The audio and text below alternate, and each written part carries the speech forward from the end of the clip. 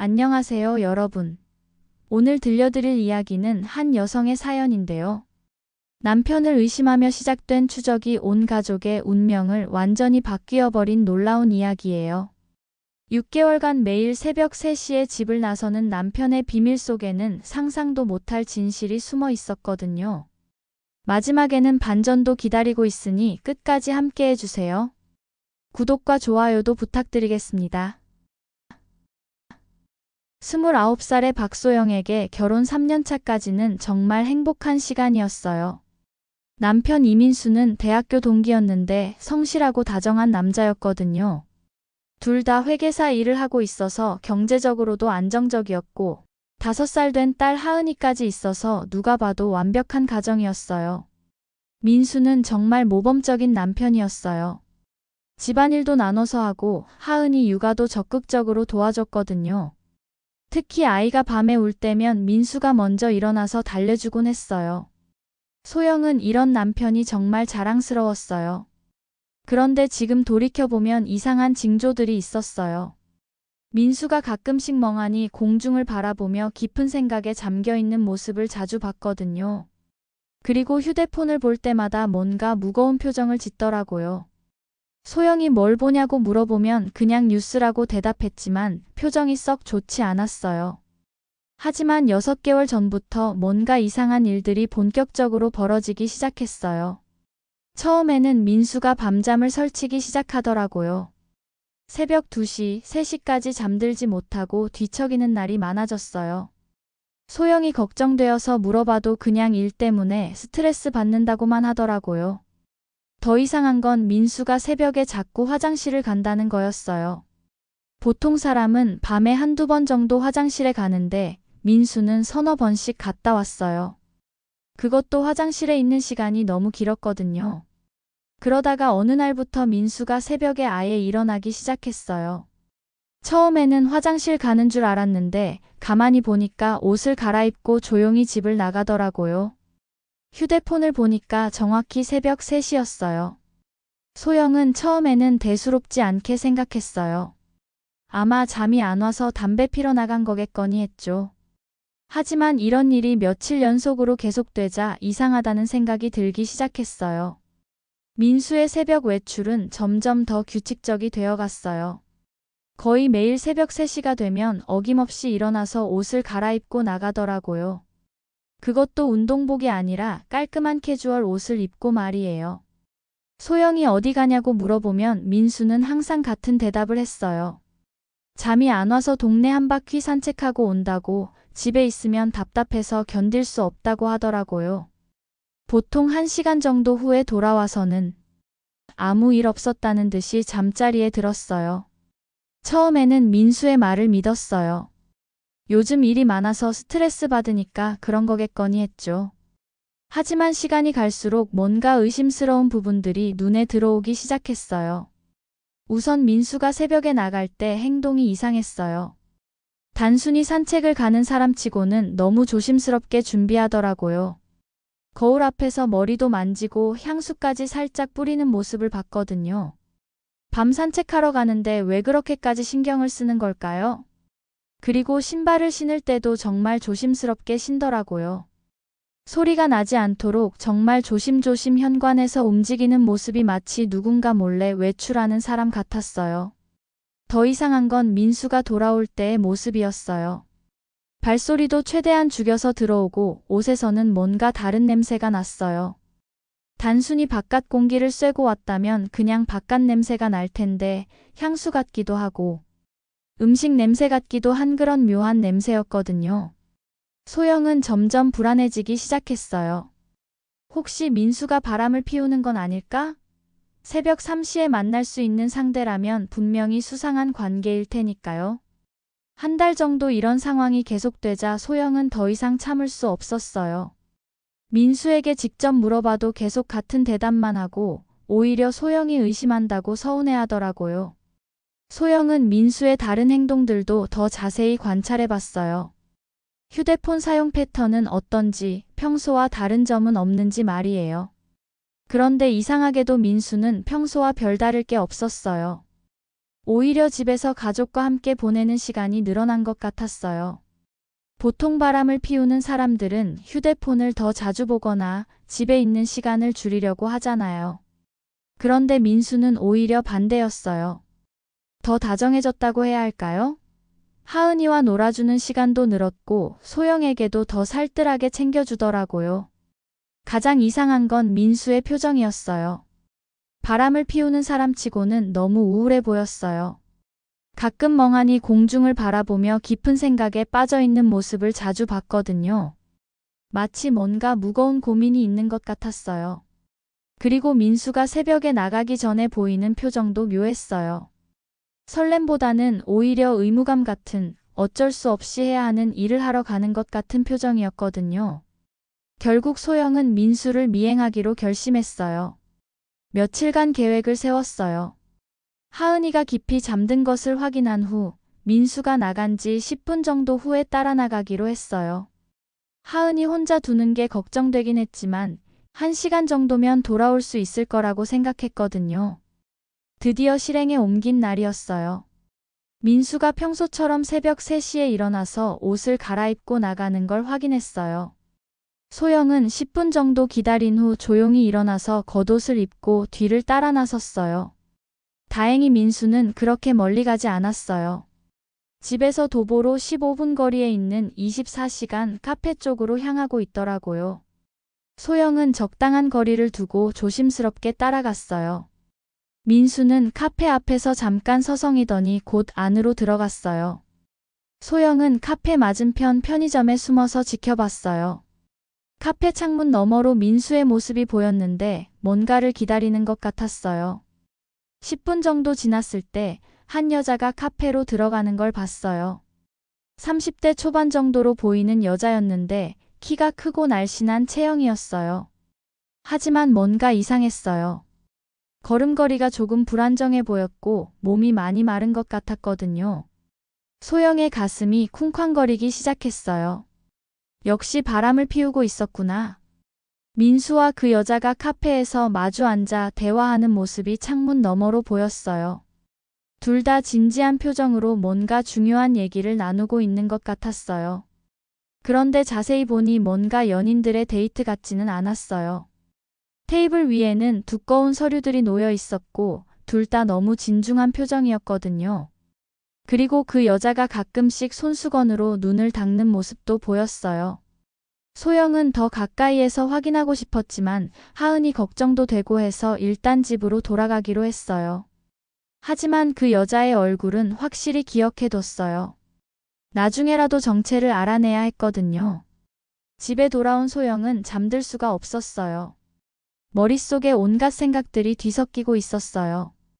결혼 3년 만에 남편이 바람을 피우다니 어떻게 이런 일이 생길 수 있을까요? 더 화가 나는 건 민수가 아무렇지도 않게 돌아와서 잠자리에 들었다는 거였어요. 소영 옆에 누워서 편안하게 잠드는 모습을 보니까 정말 속이 뒤틀렸어요. 다음 날 민수는 평소와 똑같이 행동했어요. 아침에 일어나서 하은이랑 놀아주고 소영에게도 다정하게 대했어요. 마치 어젯밤 다른 여자와 만난 일 따위는 없었다는 듯이 말이에요. 소영은 민수에게 넌지시 물어봤어요. 어젯밤 산책할 때 어디까지 갔냐고, 혹시 카페나 편의점에도 들렀냐고 말이에요. 민수는 당황하는 기색 없이 그냥 동네 한 바퀴 돌고 왔다고 답했어요. 거짓말이었어요. 분명히 카페에서 그 여자와 만났는데도 아무렇지도 않게 거짓말을 하는 거였어요. 소영은 더욱 확신했어요. 민수가 분명히 바람을 피우고 있다고요. 그런데 이상한 점이 하나 더 있었어요. 민수가 그날 오후에 갑자기 피로해하더라고요. 평소보다 훨씬 지쳐 보였고 저녁을 먹을 때도 입맛이 없어 보였어요. 바람을 피우는 사람치고는 너무 우울해 보였거든요. 그날 밤도 민수는 어김없이 새벽 3시에 나갔어요. 소영은 이번에는 더 가까이에서 지켜봤어요. 역시 같은 카페였고 같은 여자가 나타났어요. 이번에는 더 자세히 관찰할 수 있었어요. 그 여자의 모습을 보니 뭔가 아픈 사람 같았어요. 얼굴이 많이 여위었고 머리카락도 많이 빠진 것 같았거든요. 그리고 걸음걸이도 불안정했어요. 민수와 그 여자의 대화 모습도 다시 봤어요. 연인들의 데이트라기보다는 뭔가 심각한 상담을 하는 것 같았어요. 그 여자가 자꾸 울먹이는 모습도 보였고 민수도 매우 진지한 표정으로 뭔가를 설명하고 있었어요. 그때 소영은 한 가지 더 발견했어요. 카페 테이블 위에 놓인 서류들 중에 병원 로고가 보이는 것들이 있었어요. 의료진이 환자에게 설명할 때 사용하는 그런 자료들 같았어요. 혹시 그 여자가 아픈 건 아닐까? 하지만 그렇다고 해서 민수가 새벽에 몰래 만날 이유는 뭘까요? 그리고 왜 소영에게는 숨기고 있는 걸까요? 이틀 연속 확인한 소영은 더 확실한 증거를 찾기로 했어요. 민수의 차량용 내비게이션 기록을 확인해 보기로 했거든요. 최근 어디를 다녀왔는지 알 수 있을 테니까요. 주말에 민수가 하은이와 놀이터에 간 사이에 급히 차를 확인했어요. 내비게이션 기록을 보니까 정말 놀라운 걸 발견했어요. 새벽 3시 외출 기록들이 그대로 남아 있었어요. 그런데 목적지가 단순히 카페가 아니었어요. 서울대학교 병원이었던 거예요. 정확히는 병원 근처의 암 환자 가족 휴게시설이었어요. 그리고 차 안을 더 자세히 살펴보니까 병원 관련 서류들이 있었어요. 혈액종양내과 진료 예약서, 항암치료 관련 안내서, 그리고 환자 보호자 교육 자료들이었어요. 소영의 머릿속이 하얗게 변했어요.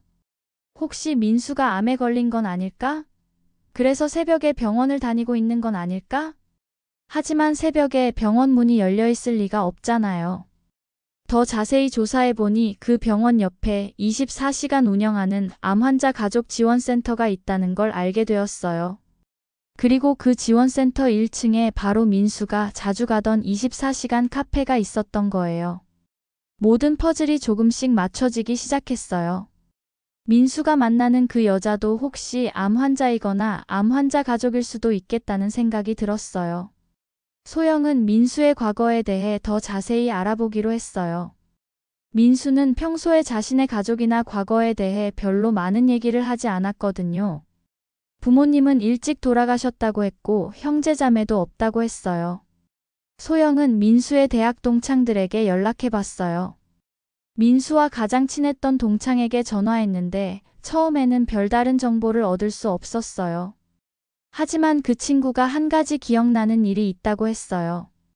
대학교 3학년 때 민수가 갑자기 한 학기 동안 휴학을 했다는 거였어요. 당시에는 집안 사정 때문이라고만 했는데 정확한 이유는 말하지 않았다고 해요. 그리고 복학한 후에는 민수가 많이 달라져 있었다고 했어요. 예전보다 훨씬 조용해졌고 가족 얘기를 하면 우울해하는 모습을 자주 봤다고 하더라고요. 소영은 점점 궁금해졌어요. 민수가 대학 시절에 무슨 일을 겪은 걸까요? 그리고 그것이 지금 새벽에 만나는 그 여자와 관련이 있는 걸까요? 그날 밤 소영은 민수가 깊이 잠든 후 조심스럽게 민수의 물건들을 뒤져봤어요. 옷장 깊숙한 곳에서 오래된 상자 하나를 발견했어요. 상자를 열어보니 대학 시절 사진들과 편지들이 들어있더라고요. 그 중에 한 장의 사진이 소영의 시선을 사로잡았어요. 20대 초반의 민수가 한 여자와 함께 찍은 사진이었는데 그 여자가 바로 새벽에 만나는 그 여자였어요. 사진 속에서는 둘 다 밝게 웃고 있었어요. 건강하고 행복해 보이는 모습이었죠. 사진 뒤에는 글씨가 적혀 있었어요. 수정아, 평생 함께하자. 2015년 봄이라고 적혀 있더라고요. 더 놀라운 건 그 상자에서 더 많은 자료들을 발견한 거였어요. 2015년부터 2017년까지의 병원 진단서, 치료비 영수증, 그리고 골수이식 관련 서류들이 가득했어요. 모든 서류의 환자명은 이수정이었어요. 진단명은 급성백혈병. 그리고 골수 기증자란에는 민수의 이름이 적혀 있었어요. 소영은 이제야 상황을 이해하기 시작했어요. 민수와 수정은 연인 사이였고 수정이 백혈병에 걸렸을 때 민수가 골수를 기증했던 거였어요. 편지들을 읽어보니 더 자세한 사연을 알 수 있었어요. 수정은 2015년 대학교 4학년 때 갑자기 백혈병 진단을 받았어요. 민수는 골수 기증을 자원했고 다행히 적합성 검사에 통과해서 골수 이식이 성공했어요. 하지만 그 과정에서 둘의 관계는 많이 힘들어졌던 것 같았어요. 편지들을 보니 치료 과정에서의 스트레스, 경제적 부담, 그리고 미래에 대한 불안감 때문에 자주 다퉜던 것 같았어요. 결국 수정이 완치 판정을 받은 후 둘은 헤어지게 되었어요. 수정이 민수에게 부담을 주기 싫다며 먼저 이별을 통보했던 것 같았어요. 가장 최근 편지는 2017년 것이었는데 수정이 민수에게 고마움을 표현하며 이제 정말로 건강해졌으니 새로운 사람을 만나서 행복하라는 내용이었어요. 그럼 지금 민수가 새벽에 만나고 있는 이유는 뭘까요? 소영은 인터넷으로 백혈병에 대해 검색해 봤어요. 그러다가 충격적인 사실을 알게 되었어요. 백혈병은 완치된 후에도 재발할 수 있다는 것이었어요. 특히 5년 이내 재발률이 높다고 되어 있었어요. 그리고 재발한 경우 치료가 훨씬 어렵다고 되어 있더라고요. 소영은 혹시나 하는 마음에 수정의 이름으로 온라인 검색을 해봤어요. 그러자 몇 달 전 지역 신문에 실린 작은 기사를 발견했어요. 백혈병 재발 환자, 골수 재기증자 찾기 어려워라는 제목의 기사였어요. 기사에는 수정의 사진과 함께 그녀의 사연이 짧게 소개되어 있었어요. 기사 내용은 이랬어요. 수정은 2017년 완치 판정을 받았지만 6개월 전 백혈병이 재발했다는 것이었어요. 이번에는 이전보다 훨씬 심각한 상태이고 골수 재이식이 필요하지만 적합한 기증자를 찾기 어려운 상황이라고 했어요. 기사 말미에는 이런 내용도 있었어요. 이전에 골수를 기증했던 분이 있지만 현재 연락이 닿지 않는 상태라고 되어 있었어요. 소영은 이제야 모든 상황을 이해할 수 있었어요. 수정이 재발한 시점과 민수가 새벽에 나가기 시작한 시점이 거의 일치했거든요. 분명히 수정이 민수를 찾아낸 거였어요. 소영은 직접 확인해 보기로 했어요. 다음 날 민수가 새벽에 나간 후 소영도 따라 나서서 그 병원까지 가봤어요. 하은이는 친정어머니에게 부탁했어요. 새벽 4시경 병원 근처에 도착했어요. 역시 병원 본관은 문이 닫혀 있었지만 옆 건물의 가족지원센터는 불이 켜져 있었어요. 소영은 카페 주변을 조심스럽게 살펴봤어요. 창문 너머로 민수와 수정이 마주 앉아 있는 게 보였어요. 이번에는 뭔가 달랐어요. 두 사람 옆에 의사 가운을 입은 사람이 앉아 있었어요. 50대 정도로 보이는 남자 의사였는데 뭔가 설명을 하고 있었어요. 테이블 위에는 CT 사진과 검사 결과지들이 놓여 있었어요. 의사가 가리키는 자료들을 보면서 수정은 고개를 떨구고 있었고 민수는 진지한 표정으로 질문을 하고 있었어요. 소영은 더 가까이 다가가서 대화 내용을 들으려고 했어요. 거리가 멀어서 정확하지는 않았지만 몇 가지 단어들이 들렸어요. 말기, 몇 개월, 골수이식, 적합성 같은 무서운 단어들이었어요. 대화가 끝난 후 의사는 병원으로 돌아갔고 민수와 수정은 다시 둘만 남게 되었어요. 수정이 민수의 손을 잡으면서 뭔가 간절하게 부탁하는 모습이 보였어요. 민수는 고개를 끄덕이면서 수정을 달래고 있었어요. 소영은 가슴이 복잡해졌어요. 이건 불륜이 아니라 생사를 오가는 절박한 상황이었던 거예요. 하지만 동시에 남편이 다른 여자를 위해 그렇게 헌신하고 있다는 사실이 쉽게 받아들여지지 않았어요. 집에 돌아온 소영은 민수를 기다렸어요. 평소보다 늦게 들어온 민수는 더욱 지쳐 보였어요. 얼굴도 많이 여위었고 어깨도 축 처져 있었어요. 소영은 조심스럽게 민수에게 물어봤어요. 요즘 너무 힘들어 보인다고 혹시 무슨 일이 있는 거냐고 말이에요. 민수는 한참 동안 말이 없더니 갑자기 눈물을 흘리기 시작했어요. 소영은 깜짝 놀랐어요. 민수가 우는 모습을 본 건 처음이었거든요. 민수가 떨리는 목소리로 말했어요. 사실 숨기고 있는 일이 있다고 하지만 소영에게 말하기가 너무 어렵다고 하더라고요. 소영이 이미 다 알고 있다고 수정이에 대한 얘기를 해보라고 했을 때 민수의 표정은 정말 놀란 것 같았어요. 어떻게 알았냐고 되물으면서도 동시에 안도하는 표정이었거든요. 민수는 결국 모든 걸 털어놓기 시작했어요. 수정과의 과거부터 시작해서 현재 상황까지 6개월 동안 숨겨왔던 모든 이야기를 말했어요. 민수가 털어놓은 이야기는 소영이 상상했던 것보다 훨씬 복잡하고 깊었어요.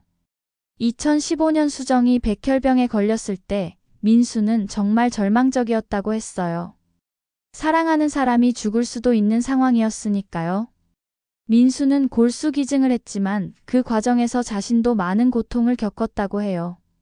더 힘들었던 건 치료 과정에서 수정이 많이 변했다는 거였어요. 예전에 밝고 활발한 모습은 사라지고 우울하고 예민해졌거든요. 치료의 부작용으로 외모도 많이 변했고요. 민수는 수정을 지키려고 최선을 다했지만 수정은 오히려 민수에게 부담을 주는 자신이 싫다며 거리를 두려고 했다고 해요. 그 과정에서 둘 사이에 많은 갈등이 생겼고 결국 수정이 완치된 후 헤어지게 되었다는 거였어요. 하지만 민수에게는 평생 지울 수 없는 죄책감이 남아 있었어요. 수정이 아픈 동안 자신이 더 잘해줄 수 있었는데 그러지 못했다는 자책감, 그리고 수정을 혼자 떠나보낸 것에 대한 미안함이 계속 마음속에 남아 있었다는 거예요. 6개월 전 수정에게서 연락이 왔을 때 민수는 정말 충격을 받았다고 했어요. 백혈병이 재발했다는 소식이었거든요. 이번에는 이전보다 훨씬 심각한 상태였고 골수 제이식이 유일한 희망이라고 했어요. 더 절망적인 건 이번에는 민수의 골수가 적합하지 않다는 검사 결과였어요. 이전 기증으로 인해 민수의 골수 상태가 변했고 재기증이 어려운 상황이라고 의사들이 판단한 거였어요. 그래서 민수가 할 수 있는 건 다른 기증자를 찾는 일이었어요. 골수은행에 등록하고 혈연 관계자들을 찾아보고 온라인 캠페인도 벌이고 있었던 거였어요. 민수가 새벽에 나가는 이유도 이 때문이었어요. 낮에는 일이 있고 저녁에는 소영과 하은이와 함께 있어야 했으니까 유일하게 시간을 낼 수 있는 게 새벽 시간이었던 거예요. 수정은 현재 항암 치료를 받고 있지만 상태가 계속 악화되고 있다고 했어요. 의사들은 적합한 기증자를 찾지 못하면 몇 개월 정도밖에 시간이 없을 거라고 했다는 거예요. 민수의 고백을 듣고 난 소영은 정말 복잡한 감정에 휩싸였어요. 한편으로는 민수가 바람을 피운 게 아니라는 사실에 안도했지만 동시에 남편이 다른 여자를 위해 그렇게 헌신하고 있다는 사실이 쉽게 받아들여지지 않았거든요. 무엇보다 6개월 동안 거짓말을 했다는 게 상처였어요. 아무리 좋은 의도였다고 해도 부부 사이에 비밀이 있다는 건 좋지 않잖아요.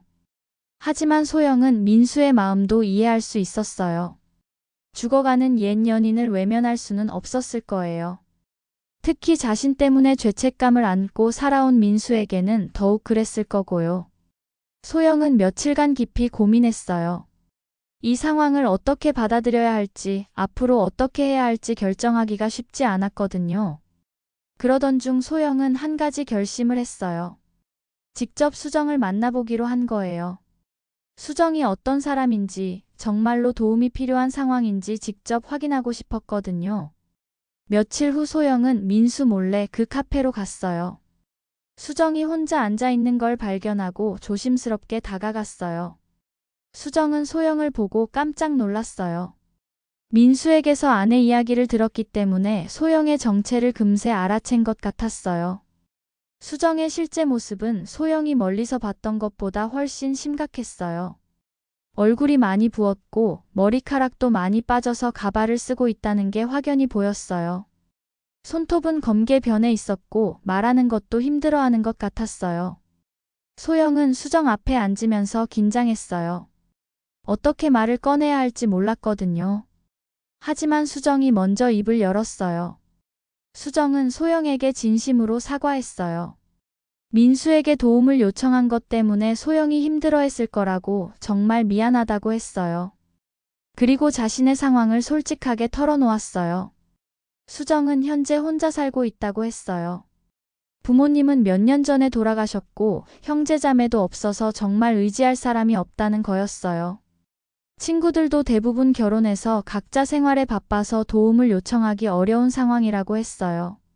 수정이 말하는 걸 들어보니 민수가 수정에게 유일한 희망 같은 존재였던 것 같았어요. 골수 기증자를 찾는 일부터 병원 동행, 항암 치료 스케줄 관리까지 모든 걸 민수가 도와주고 있었거든요. 하지만 수정은 동시에 민수와 소영의 가정을 해치고 싶지 않다고 말했어요. 만약 소영이 불편해한다면 민수에게 더 이상 도움을 요청하지 않겠다고, 혼자서라도 마지막까지 버텨보겠다고 했어요. 수정의 진심을 느낀 소영은 예상치 못한 말을 했어요. 수정에게 집으로 오라고 한 거예요. 어차피 혼자 지내기 어려운 상황이라면 가족들이 돌봐주는 게 낫지 않겠냐고 제안했어요. 수정은 깜짝 놀라면서 거절했어요. 그럴 수는 없다고, 소영에게 너무 큰 부담이 될 거라고 했어요. 하지만 소영은 이미 마음을 정한 상태였어요. 소영이 이런 제안을 한 이유는 여러 가지였어요. 우선 민수가 더 이상 새벽에 나가지 않아도 되니까 가족 생활에 도움이 될 거라고 생각했어요.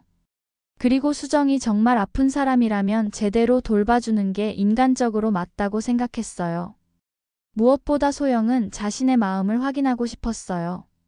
수정과 함께 생활하면서 정말로 받아들일 수 있는지, 아니면 질투와 의심이 더 커질지 알고 싶었거든요. 민수의 반대에도 불구하고 결국 수정이 소영네 집으로 오게 되었어요.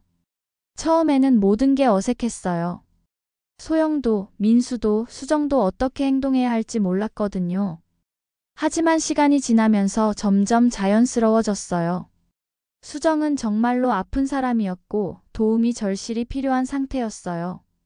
소영도 수정을 돌보면서 점점 마음을 열게 되었어요. 가장 놀라운 건 하은이의 반응이었어요. 하은이는 수정을 금세 따르기 시작했어요. 수정이 아이들을 정말 좋아했고 아픈 몸에도 하은이와 놀아주는 것을 즐거워했거든요. 수정은 집안에서 할 수 있는 일들을 찾아서 도우려고 했어요. 요리는 할 수 없었지만 하은이 그림책 읽어주기, 간단한 청소, 빨래 개기 같은 일들은 할 수 있었거든요. 특히 수정은 하은이에게 정말 좋은 언니 같은 존재가 되었어요. 하은이가 울 때마다 수정이 달래주었고 함께 그림도 그리고 동화책도 읽어줬어요. 하은이도 수정을 정말 좋아했어요. 수정과 함께 지내면서 소영네 가족에게는 많은 변화가 있었어요. 우선 민수가 더 이상 새벽에 나가지 않아도 되었어요. 집에서 수정을 돌볼 수 있었거든요. 소영은 수정을 통해서 민수의 다른 면을 알게 되었어요. 민수가 얼마나 세심하고 다정한 사람인지, 그리고 책임감이 강한 사람인지 새삼 깨달을 수 있었거든요. 민수도 소영의 포용력에 깊이 감동했어요. 다른 아내들은 절대 받아들이지 못했을 상황인데 소영이 그렇게 따뜻하게 수정을 돌봐주는 모습을 보면서 더욱 사랑하게 되었다고 했어요. 하지만 동시에 모든 사람이 수정의 상태가 점점 나빠지고 있다는 걸 알 수 있었어요. 하루가 다르게 야위어갔고 기력도 떨어져 갔어요. 항암 치료의 부작용도 심해져서 자주 토하고 열이 나기도 했어요. 그런데 이상한 일이 생겼어요. 수정과 함께 지낸 지 한 달 정도 되었을 때 소영이 갑자기 골수 적합성 검사를 받아보자고 제안한 거예요. 소영의 제안에 수정은 깜짝 놀랐어요. 혈연 관계도 아닌데 적합할 확률은 거의 없다고, 굳이 그럴 필요 없다고 거절했어요. 하지만 소영은 단호했지요. 혹시 모르는 일이고 검사라도 받아봐야 후회하지 않을 거라고 설득했고, 민수도 처음에는 반대했지만 결국 소영의 뜻을 따르기로 했어요. 검사 결과가 나오기까지는 일주일이 걸렸는데요. 그 일주일 동안 모든 사람이 초조하게 기다렸지요. 특히 수정은 기대하지 않으려고 애썼지만 마음속으로는 간절히 바라고 있다는 게 보였어요. 드디어 결과가 나왔어요. 의사가 전화로 알려준 소식은 정말 기적 같은 것이었어요. 소영이 수정의 골수 기증에 완벽하게 적합하다는 거였어요. 의사도 이런 경우는 정말 드물다고 했어요. 혈연 관계가 아닌 경우 적합성이 이렇게 높은 경우는 수만 명 중에 한 명 정도라고 하더라고요. 수정은 그 소식을 듣고 처음으로 눈물을 흘렸어요. 희망을 잃었던 상황에서 갑자기 생명의 기회가 생긴 거였어요. 소영도 민수도 정말 기뻐했어요. 하지만 골수 기증은 쉬운 일이 아니었어요. 기증자에게도 어느 정도 위험이 따르는 수술이었고 회복 기간도 필요했어요. 특히 소영은 하은이를 돌봐야 하는 엄마였기 때문에 더욱 신중해야 했어요. 의사는 소영에게 충분히 생각해보고 결정하라고 했어요. 급할 것 없으니까 가족들과 상의해서 신중하게 결정하라고 조언했어요. 하지만 소영의 마음은 이미 정해져 있었어요. 수정을 살릴 수 있는 기회가 생겼는데 놓칠 수 없다고 생각했어요. 민수는 걱정했지만 결국 소영의 뜻을 지지해 주었어요. 수정은 소영의 결심을 듣고 눈물을 흘리며 고마워했어요. 평생 갚을 수 없는 은혜라고, 자신을 위해 이런 위험을 감수하는 소영을 어떻게 감사해야 할지 모르겠다고 말했어요. 하은이는 아직 어려서 정확한 상황을 이해하지 못했지만 엄마가 수정 언니를 도와준다는 정도는 알고 있었어요. 하은이도 수정을 많이 좋아했기 때문에 엄마의 결정을 응원한다고 말했어요. 골수 기증 수술 날이 다가왔어요. 소영은 약간 긴장되긴 했지만 수정을 살릴 수 있다는 생각에 마음이 든든했어요. 수술은 성공적으로 끝났어요. 소영의 골수가 수정에게 이식되었고 이제 착상될 때까지 기다리는 시간이 필요했어요. 의사는 대략 한 달 정도 후에 결과를 확인할 수 있을 거라고 했어요. 소영은 며칠 동안 병원에 입원해야 했어요. 골수 기증 후 회복이 필요했거든요. 민수는 소영과 수정을 번갈아 돌보느라 정말 바빴어요. 하은이는 할머니 댁에 맡겨두었고요. 수정도 골수 이식 후 격리실에서 지내야 했어요. 면역력이 떨어진 상태라 감염을 조심해야 했거든요. 소영은 퇴원한 후에도 자주 병원을 찾아가서 수정의 상태를 확인했어요. 한 달이 지난 후 검사 결과가 나왔는데요. 골수 이식이 성공했다는 소식이었어요. 수정의 몸에서 새로운 혈액세포들이 만들어지고 있다는 거였지요. 의사는 완전한 회복까지는 더 시간이 필요하지만 가장 위험한 고비는 넘겼다고 말했어요. 그로부터 6개월이 지났을 때 수정은 완전히 건강해졌어요. 머리카락도 다시 자라나기 시작했고 얼굴에도 생기가 돌았지요. 몸무게도 정상으로 돌아왔고 일상생활에 전혀 지장이 없을 정도로 회복되었답니다. 수정은 소영네 집에서 나가서 다시 독립적인 생활을 시작하게 되었고, 하지만 가족 같은 관계는 계속 유지했어요. 일주일에 한 번씩은 만나서 함께 식사하고 하은이와도 자주 놀아줬어요. 그리고 수정은 건강해진 후 자원봉사 일을 시작했어요. 자신과 같은 혈액암 환자들을 돕는 일이었지요. 자신의 경험을 바탕으로 다른 환자들에게 희망을 주고 싶다고 했어요. 또한 민수도 완전히 달라진 사람이 되었어요. 수정에 대한 죄책감에서 벗어났고 가족에 더욱 충실해진 느낌이었어요. 그리고 무엇보다 소영에 대한 사랑이 더욱 깊어졌어요. 그리고 소영은 이 경험을 통해서 많은 것을 배웠어요.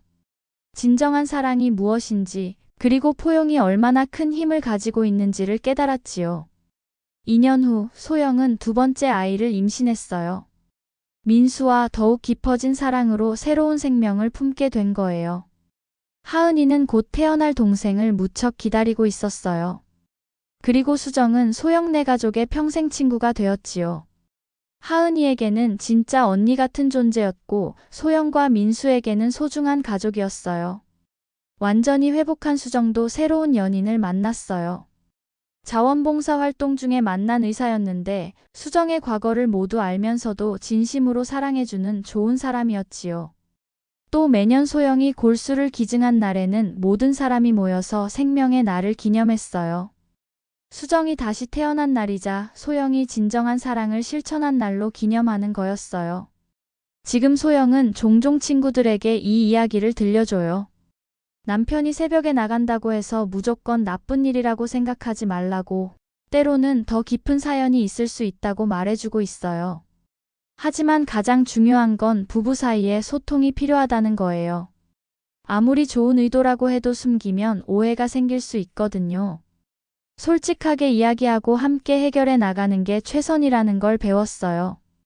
수정이 소영네 가족에게 준 가장 큰 선물은 깨달음이었어요.